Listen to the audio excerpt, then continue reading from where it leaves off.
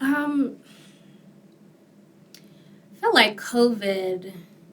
I think the experience of going through a pandemic has changed quite a bit for me. I would say, one of the things that I mentioned earlier about being, just really stressed early on. I know for many people, they were stressed because you don't know, right? There's this unknown of, something that we've seen has affected the health of many people and have taken lives of many. And so for me, just the stress of that was immense. At the same time, I had my mother who was diagnosed with cancer at the same time. And so navigating not only a pandemic, but also, my parents' health and trying to support and be available spiritually, emotionally, mentally was very taxing. And then obviously, my family, my partner, and my children. And so it was very heavy. I don't think I realized until maybe 6 to 7 months after, quote unquote, the shutdown or start of the pandemic, how stressed I was. Like I knew there was stress, but when I look back, I think, wow, like you were going at 150%, 200% for about 6 to 7 months straight. And so that really took a toll. I felt like I didn't have a chance to really step back. I know for some people, it was also a time of like maybe reckoning or reflection and meditation. And I would say I try my best to do that, right? To reflect, meditate in between. But it was just go, go, go, right? I'm in a field, in a profession where we're expected to like be ready, like hands on deck. Yeah, you don't focus on infectious disease or emergency preparedness maybe, but that now is a part of the outlook of the work. And it's germane to, I would say, what many of us do, even for those of us who aren't in public health. So at the same time, I think the thing that it taught me was, really the importance of taking that step back. As I said, it was maybe 6 to 7 months later that I really did take more of a step back and say, okay, what is happening? What do I need? What do I need to do for myself and my community, my family? And it really helped me to recenter and really also, think about the ways in which I do the work on multiple levels. And it's not to say I didn't think about this before, but I think it gives you a different, outlook on, health and life and mortality. I think it also, for me, came with some elements of hope. We saw a lot of ugliness, I would say, during the pandemic of, the ways in which people reacted and acted towards one another. We also had, a global movement for Black lives at the same time, and what many consider a time of racial reckoning. And so for me, really coming to center around, life, around, my family, and really uplifting, the beauty and the brilliance and the hope was also, a core element of something that I learned this past year.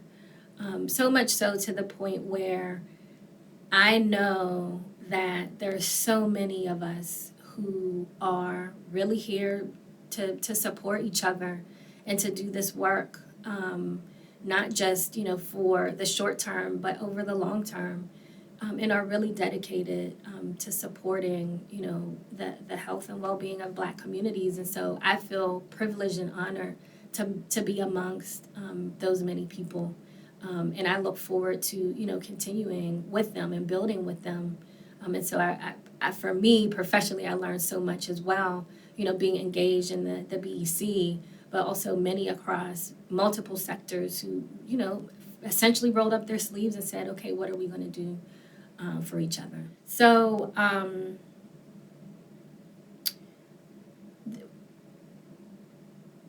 2020, as we know, was a year of a pandemic and also a year of what many call a year of racial reckoning. And so for many of us who do what would be considered race work, anti-racism work, or even critical race theory, the issues that were being brought to bear were not new. But I also say we experienced a year of collective trauma, right? To see the execution of someone all over the news, not the first, right? George Floyd was depressing. It was sad. I hurt. I have children. I thought about my dad. I thought about other family. I thought that could be me. And, many of us were enraged. Many, as took to the streets. I didn't take to the streets, but I used whatever expertise, knowledge, resources I could to support those who were on the street and to do the public health work that needed to be done at the same time. And it was a time of mourning for many of us because it was once again a representation of the devaluing of Black lives, the devaluing of our experience, in the midst of a pandemic where we're told just stop smoking and stop drinking and maybe we wouldn't be as sick, when we know many of us who do this work is the levels of oppression and racism we experience over our lifetimes and generations is not because we didn't quote unquote take up healthy behaviors. Like, we knew that. So it's sort of this double pandemic, if you will, triple pandemic of police violence, and state sanctioned, right? When the law in the state sanctions it and supports it, you have to question, like, what is to come, right? What is to come of this? And so, all of those things at once, it was difficult. It was very difficult. It was stressful. I really looked to others also to, for support and connection, right? Knowing that, I'm not on this on my own and we're not in this on our own. And so that collective power, energy, and voice was critical. It unveiled things that we knew existed, but for white folks, it was new. So I was getting emails from white colleagues saying sorry, and I'm sorry you're going through this, or I'm sorry we're seeing this. And, I would reply to some. Some I just didn't have the energy to reply. To say, this is not new.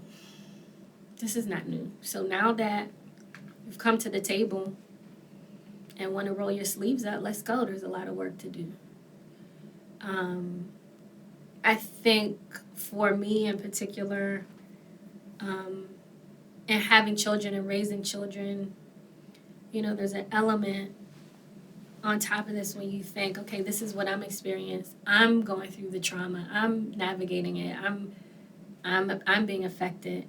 Like, how do I support my kids through it, right? Like, I need the support. How do you support your kids through it?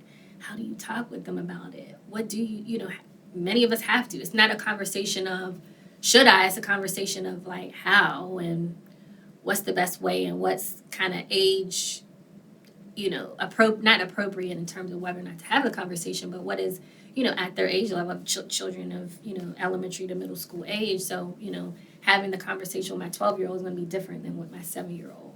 So, really navigating all of that at once was tremendous.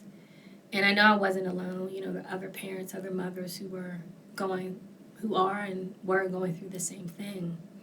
And so that was the impact professionally or personally. But on a professional level, as I mentioned, I've been doing work on racial equity my entire career. And so this was also not new.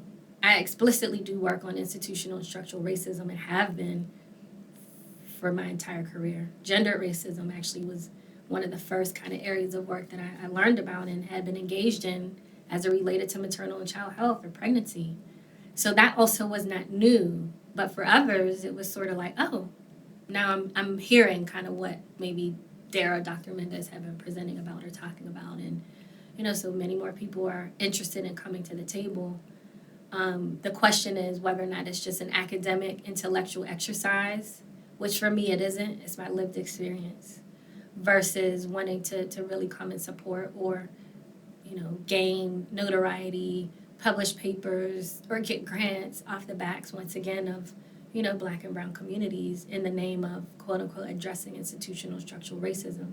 So the things that I've seen professionally as the beginning of that was really sort of this opening of, okay, maybe we do need to focus on this issue of racism and health, right? Something that's not new. What we've seen more recently is also a backlash of,